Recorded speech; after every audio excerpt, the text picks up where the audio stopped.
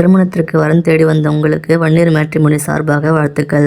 இந்த சேனலில் பதிவிடப்படும் அனைத்து வரன்களும் இலவசமானவையே. நம்ம சேனலை நீங்கள் இன்னும் சப்ஸ்கிரைப் பண்ணலைன்னா சப்ஸ்கிரைப் பண்ணி வச்சுக்கோங்க. பெல் ஐக்கான ஆல் நோட்டிஃபிகேஷனில் போட்டு வச்சுக்கோங்க. அப்போ தான் நாங்கள் பதிவிடுற வரன் எல்லாம் உங்களுக்கு உடனுக்குடன் வந்து சேரும்.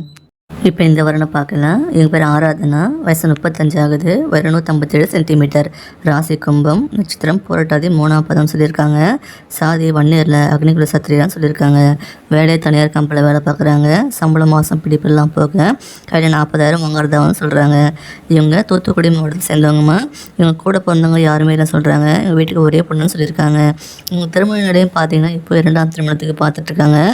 இவங்களுக்கு ஒரு பெண் குழந்தைய இருக்கிறதாகவும் சொல்லியிருக்காங்க.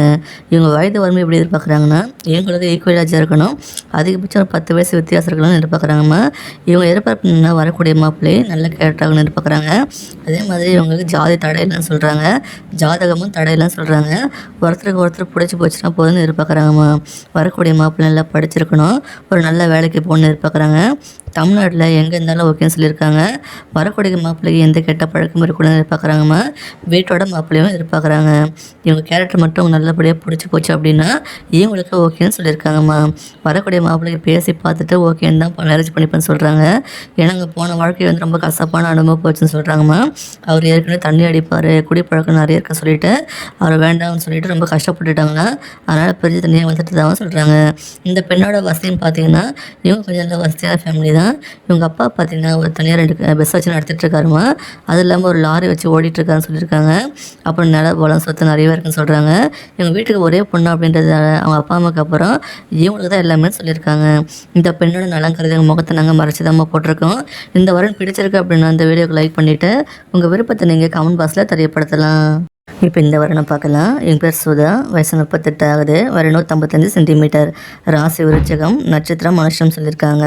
சாதி வந்து வன்னியரில் படையாட்சி சம்பவத்தான் சேர்ந்தவங்க சொல்லியிருக்காங்க. வேலை தனியார் கம்பெனியில் வேலை பார்க்குறாங்க.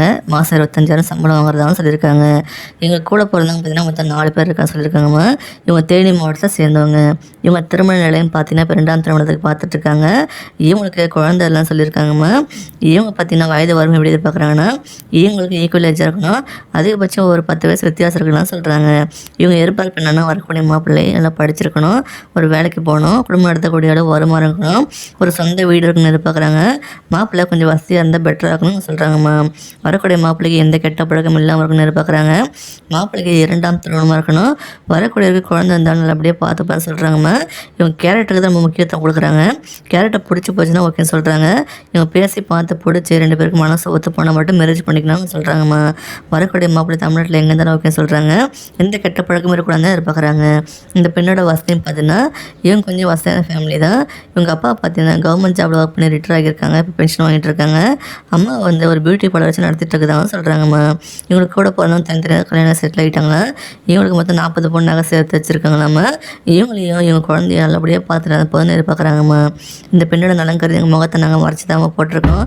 இந்த வரன் பிடிச்சிருக்கு அப்படின்ற பட்சத்தில் இந்த வீடியோக்கு லைக் பண்ணிவிட்டு உங்கள் விருப்பத்தை நீங்கள் கமெண்ட் பாக்ஸில் தெரியப்படுத்தலாம். இந்த மாதிரி பல வரங்கள் சேனலுக்குள்ளே இருக்குது.